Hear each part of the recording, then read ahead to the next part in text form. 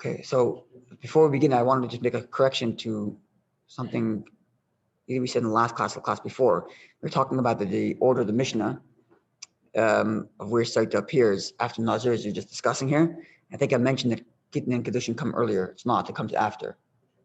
I think I mentioned that Gittin and Kedushin come before Sotah. It's not, I made a mistake, it comes after. I didn't mention that? Okay, I thought I made a mistake in the order of where Kedushin and Gittin appear. Yeah. Okay, so we're going to go to the Gemara. And today, of course, is Chabad Teves, the 24th of Teves, which is a yahrzeit, the anniversary of the passing of the Alter Rebbe, the founder of Chabad.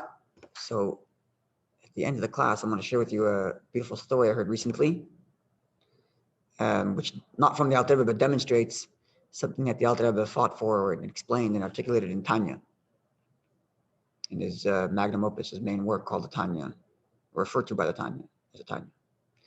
And maybe in some ways related to the Gemara, we'll see. Okay, so we are a little less than halfway from the top of the page. And the line begins with the word, Amar Rabba bar Chana. Rabbi, son of Bar Chana, said, I think I mentioned this before, that sometimes the word bar means son of, and bar could also mean the master of. So it's likely that it's Rabbi, son of the master of grace, Bar Chana. It's likely that's what it is. So the Gemara just finished saying that Reish Lakish would say, before he began the laws of Sotah, that before you look at your wife to blame her for her promiscuity, for her frivolity, look in the mirror. Because a person's only given a wife that's appropriate to him, his behavior. Now, because of that, says Rabbi son of Bar Chana, because Hashem has to find, this is the way it comes out of Rashi's reading, because Hashem has to find an appropriate match that fits your exact behavior, therefore it's difficult for Hashem to make these shidduchim, to make these marriages. Okay, what does this mean? Something difficult for God? We'll talk about that after we conclude the Gemara on its literal level. But let's take the Gemara on its literal level and just in simple translation. It's difficult for Hashem, so to speak, to make these matches because he has to match up the righteous with the righteous. Hashem has to take Reish Lakish, who's Rabbi Yochanan's brother-in-law, and Chavrusa just finished saying that your wife is given to you and appropriate to your behavior, and therefore it's difficult for Hashem to do this, to find these matches that are proper. And how difficult? Kriyas Yamsef, as difficult as parting the sea. Whatever that means, difficulty, again, we'll discuss that. But essentially what Rashi says is, because the splitting of the sea is a change in nature. So nature is a certain level of Hashem, which is easy for Hashem to do. And then breaking nature is a difficult thing to do. And therefore marrying husband and wife is just as irrational, unnatural as splitting of the sea is. That's how unnatural it is for a marriage to happen. That's exactly perfect. And this tzaddik, this righteous person should have a woman that matches exactly his righteous profile. As difficult as unnatural as splitting the sea. That itself should inform you quite a bit about marriage. And maybe we'll discuss that when we look at the deeper meaning of the Gemara. So Shenemar, as the verse reads, where's the pasuk that indicates this comparison between marriage and splitting of the sea? The pasuk reads in Tehillim, right? I think it's in Tehillim. Yes, in Tehillim 68:7. Elakim Moshiv Yechidim Baisa. God takes singles and sits them in a house. That's the way the Gemara is reading this verse. Moshiv Yechidim Baisa. He takes singles, Yechidim, singles in the plural, and Baisa makes them into a home, meaning brings them together in marriage. And then right then it goes Motzi Asirim B'Kasharos. He takes out those who are in bondage B'Kasharos in the appropriate time, meaning he took them out in Nisan. He took them out in Nisan, which is not winter, not summer, it's not too hot, not too cold. It's the perfect time to go. So you see the same verse compares taking out the Yidden from Mitzrayim and bringing singles together. Okay, it just dawned on me as I'm reading the Gemara now, and I mentioned that Reish Lakish was the one who said that before he taught the laws of Sotah, he would say that look in the mirror because it's probably you. And then Rabbi Yochanan is the one who says that it's difficult, like the splitting of the sea. It's so unnatural. Now it's interesting because Reish Lakish and Rabbi Yochanan are brother-in-laws. So Rabbi Lakish married Rabbi Yochanan's sister.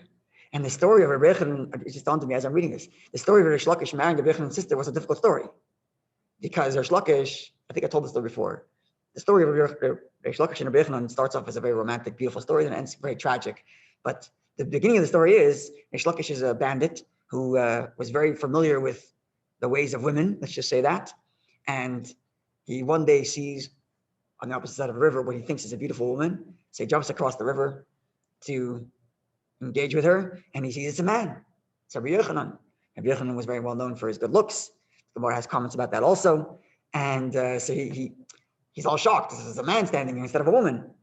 So Rabbi Yochanan tells him, says, if you come with me and study Torah, I'll introduce you to my sister, and she's more beautiful than me.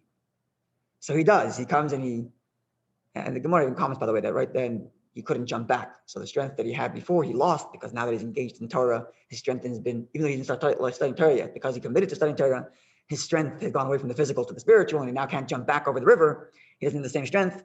And then he finally does teshuvah, becomes Rabbi Yochanan's chavrusa, study partner, and marries his sister. So it's just interesting that these are the two ones who are commenting about look in the mirror, and that it's difficult because they kind of experience this together. Rabbi Yochanan's sister marrying Rabbi Reish Lakish in this whole dramatic turn of events, and he married a very righteous girl after only he became righteous himself. So kind of fits their personal profile. Sorry? That's right. He changed his ways, and according to his ways, he now married his girl. That's right. Well, even though the simple reading is that it's hard for Hashem. Hashem has it's unnatural. It's unnatural that Hashem should find perfect union, just as unnatural as Kriyas Yamsuf. But it could also mean talking about the person. It's difficult for the person to go through the process necessary to make this happen. Yeah, that could be. Right. So let's see how the Gemara does that, because that's going to kind of be the Gemara's discussion going now. Now the Gemara says the Gemara, Amy, is this the case? And the way Rashi frames the question, the Gemara is asking, is this the case that marriage is determined by the person's individual behavior, and therefore it's difficult? That's not the case. But Rabbi Yehuda said in the name of Rav, 40 days before a child is conceived, a heavenly voice emerges and states, so-and-so shall marry so-and-so, meaning this person is about to be conceived, shall marry so-and-so.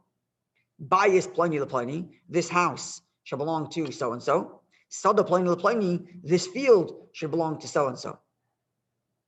So before we get to the Kabbalistic interpretation of this Gemara, the simple meaning is that before a person's born, who he's going to marry is determined.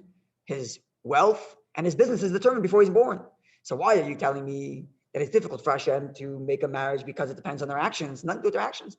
When they're born, we don't know their actions, right? The Gemara, as Rashi quotes for us, the Gemara elsewhere emphatically states that before a person's born, there's an angel that declares, is he going to be tall, short, handsome, not handsome, rich, not rich?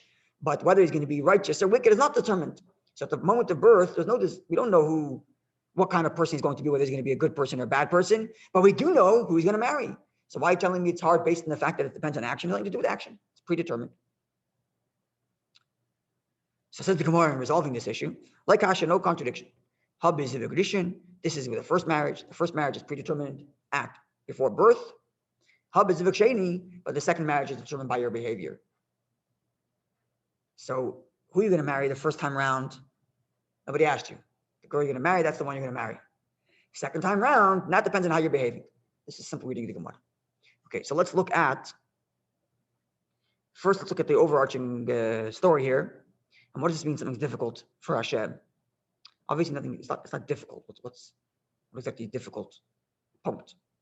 So there's many ways of understanding this, but it would seem that the most obvious way of understanding this Gemara is that the revelation of Hashem expressed at Sinai, at the splitting of the sea, in that, as Rashi says, it's a change in nature. That's the same level of revelation that's required to change the nature in making husband and wife find each other. So the Gemara then therefore informs you of two things. Number one, you should know that the person you married first time around, in other words, the Gemara kind of telling you there's a virtue to both the first marriage and the second marriage. So it pats everybody on the back, as it were.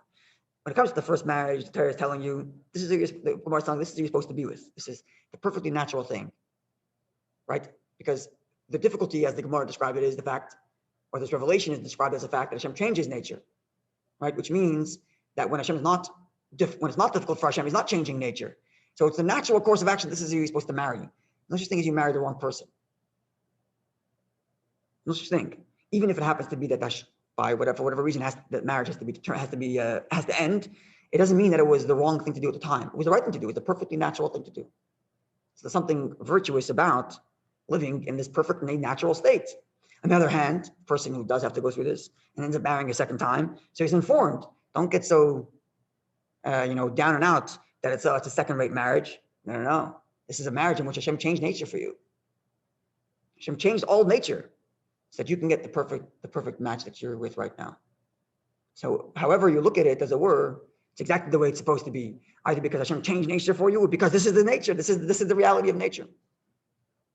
Now this might connect to the other Gemara, which Gemara brings in only as a side note. Right? The Gemara quotes this statement from a Yehuda, the name of Rav, that 40 days before a person's born, they declare who he's going to marry, what house he's going to have, and what field he's going to have. So the way this Gemara was introduced to prove that it's not an unnatural thing to get married, it's a natural thing to get married. It's already been predetermined. Then we answered that the natural state is the first marriage and it's unnatural in the second marriage, which is why it's a miraculous kind of experience. So, and we learned this, when we learned this statement, we understood it to mean quite simply that Hashem is predetermining who you're going to marry. Okay, that's easy. And then what does it mean which house you're going to have? Simply put, it means how wealthy you're going to be, how big your house is going to be. And then the next statement, which field, literally the Gemara says which field you're going to have, means what business you're going to be in.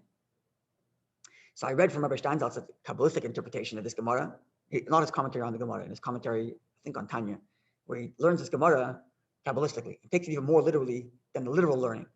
Literally speaking, the Gemara is saying, before you're born, this very house is determined to you, not how big your house is going to be, but this house. And not which business you're going to be in, but that actual field, meaning to say, right? We know from Kabbalah that every Jew has, he's responsible to fix himself and chelka ba'olam, his portion in the world. His portion of the world, which means whatever physical things you encounter in the world, it's because these physical objects and the divine energy in the physical objects are waiting for you to elevate it. So before you are born, it's predetermined every single physical object you're going to interact with.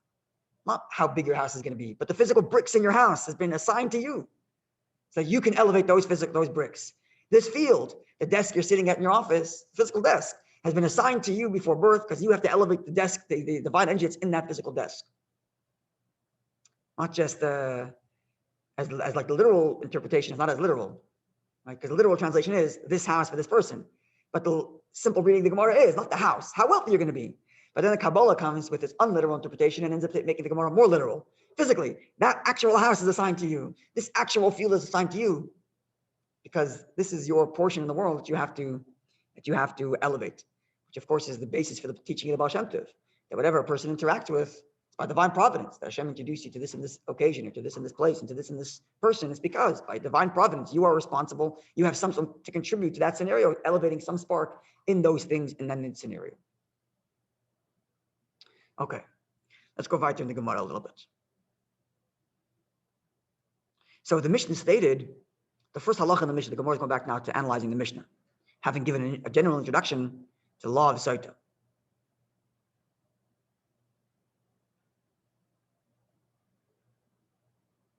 This could also be brought here as like a kind of warning. We just finished saying in the previous Gemara that in yesterday's class, that a person shouldn't warn his wife. Right? When the pasuk says that if a person warns his wife and then she secludes herself, and then there's a whole law of the Sotah, the pasuk's not saying thou shalt do that, but it's saying actually you shouldn't. But if you did, here's the procedure. Right? So maybe in line with that warning comes the Gemara and says, no, stop making problems in your marriage. This is how it's supposed to be.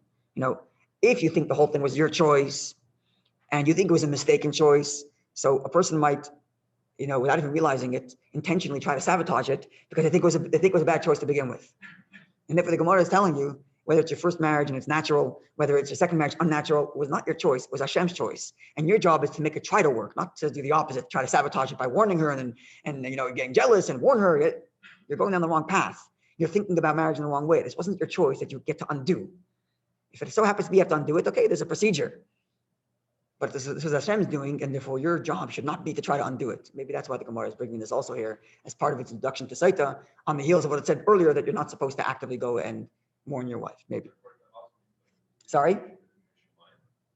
In here, sorry? Yeah.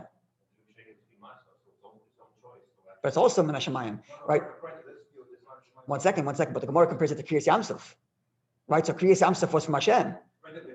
Karshin Lazadgon, it's difficult for Hashem to do the thing, which means Hashem, it's also min hashamayim, right? Hashem has to bring it to you based on your actions. But it's also min hashamayim that Hashem did a miracle for you and brought you this other woman based on your actions. Yes, it's a response to how you've been behaving, but it wasn't your choice which girl you married. It was Hashem who gave it to you based on your actions. That's what the Gemara is reading at the simple level. It's comparing it to Kriyas Yamsuf, right? Hashem does Kriyas Yamsuf. We're not talking about the difficulty that you have to go through. From the simple reading of the Gemara, it's the difficulty Hashem goes through, right?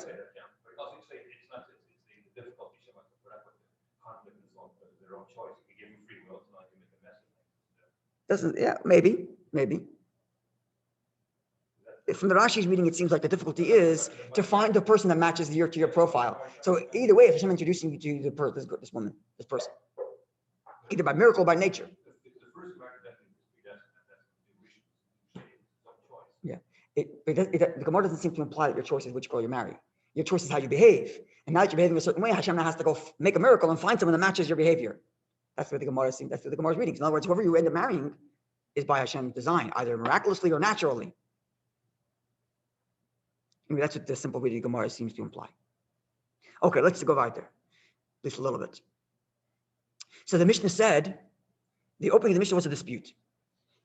There's two stages in the which precede the law of the Sotah, where the woman comes to the court, to the Beis Midrash and drinks this potion. So the first is the husband has to warn her, and the second is she secludes herself with the person that the husband warned her about. And the Mishnah declared that the first part of the process where he warns her is certainly of primary importance to create the law of the Sotah, and therefore we require two witnesses to watch that event. Okay. Now the second stage, which is that she secludes herself, that was in dispute. Do we need to have two witnesses present to say we saw her and him walk into a room and spend X amount of time together, even though we don't know what happened inside? Or is it enough that we have one witness, or even he himself can say, I saw her go with him? That was a dispute. So said the Gemara, Ad Kan, right? So first the Gemara quotes the Mishnah, Rabbi Then the Gemara says, Ad Kan, only up until this point, pligi is your dispute. Ella are restricted to kinoi, his warning, vistira, and her seclusion. Aval, but there's a third element. The third element is what we don't know what happened. No, it's like this, right? There's his warning, there's her seclusion, and then there's the fact that we don't know whether she misbehaved. Right? If we do know if she misbehaved, then the whole law of the Sotah is off. Right? Then the law of the Sotah is called off. So the question is, how many witnesses do we need to call off the Sotah? How many witnesses do we need to tell us that we or I saw him and her engage physically, and therefore law of the Sotah is off? That the Gemara didn't discuss. That the Mishnah didn't discuss. And if the Gemara says, Ava Batuma, but if it comes to the question of the actual act, the actual physical engagement, which would then call off law of the Sotah, even a single, even one witness will be believed, according to all views. Because the dispute of Rabbi and Yeshua was only with regard to the stage 1 and 2, with regard to warning and seclusion. But they're silent on the issue of how many witnesses we need to call it off because she was misbehaving. Which therefore the Gemara concludes, it must be they all agree one witness is enough. Otherwise one of them would have spoke up and said, you need two witnesses there too. Right? And therefore the Gemara says, it's not Nami, and we indeed have Mishnaic H text, which is not part of the Mishnah proper, but it's from the same era, which said, it's an actual Mishnah? Where's Tes? Oh, the Kamal Lamad Aleph. It's a Mishnah or not? It's not a Brisa? Okay. Which means then I guess the Gemara is saying that there's no dispute between the two Mishnahs. Okay. It's not Nami, we learned later in the Mishnah. Eid Echad Omer, one witness says, Anira Isi Shenitmis, I've seen that she misbehaved, she engaged physically with this guy. Biblically speaking, she would not drink this potion. So it's called off. Yeah. One witness is enough of that case. Okay, so I think we're going to stop over here because the Gemara is now going to get into a little discussion as to how we know in general that we need two witnesses and how we know that this is the exception that she's allowed to have one. The assumption or statement that had one of the parties felt that another witness was required, they would have spoken up and said, no, you need two witnesses for this too. Why is it? Why is it so obvious? Why is the assumption that one aid would be enough? Don't we aren't generally two aiding required for them? Right. That's a good point. You know, We got the way around. okay, so that if that were the case, that we always need two aid, then there wouldn't be a dispute in the first two clauses either. It would just be universal. You need to have two witnesses, done. But you have a dispute with the first two, which means we're already allowing for less than the norm, and you're not taking the argument all the way, then that seems to be the Gemara's reasoning.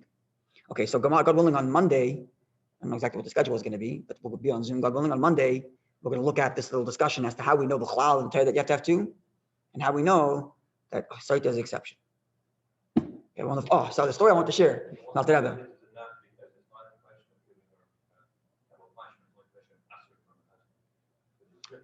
Yeah, but the Gemara is going to derive from the verses itself.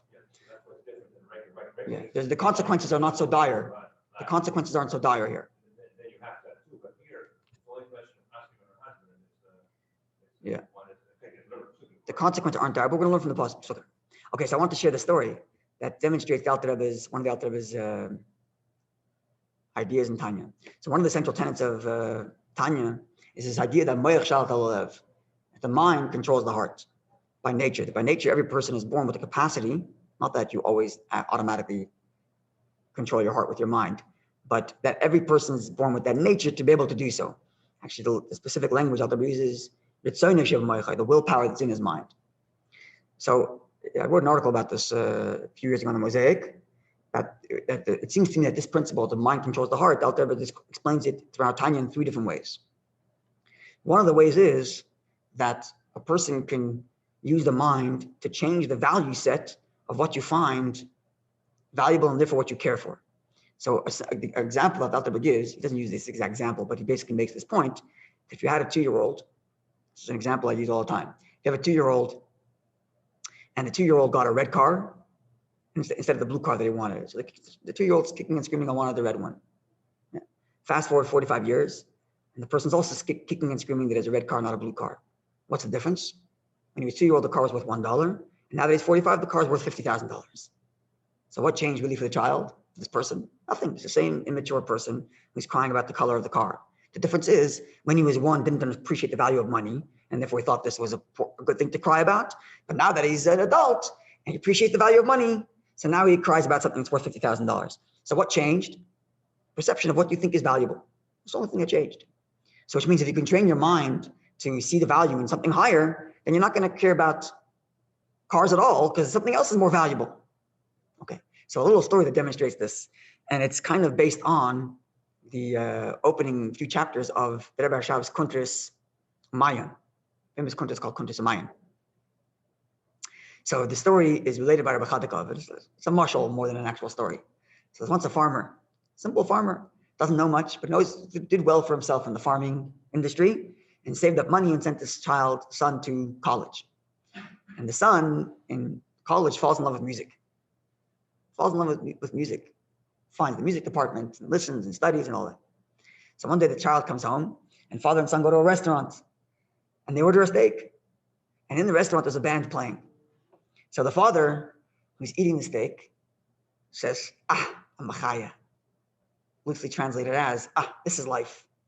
Delicious steak that he appreciates because he's on the farm. He appreciates what a steak is. I'm machaya. This is life. The son has the same steak, but doesn't say I'm machaya to the steak. He says I'm machaya to the music he's listening to. Look at this. This is life. Beautiful live music. In the same restaurant, there's a professor sitting in the corner, and he also has a steak, and he also is listening to the music, but he's holding a book of history. And he also says, I'm machaya. This is life. But doesn't say it about the steak, doesn't say about the music, says it about the ideas that he's reading about in the book. And all three of them walk out of the restaurant, and they walk down the street, and they pass by a shul. And in the shul, there's a yid davening, with talis and tefillin. And what does he say? Va'ata machaya es kulam. You, Hashem, give life to all of it.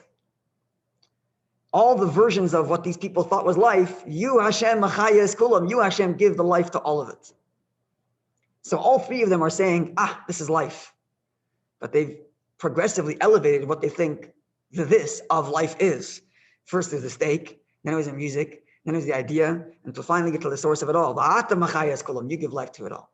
It's a beautiful story that I heard recently that demonstrates this inyan from the Alter Rebbe in honor of his yahrzeit Chabad Teves. Okay, a wonderful day and a good Shabbos. It's very much interesting.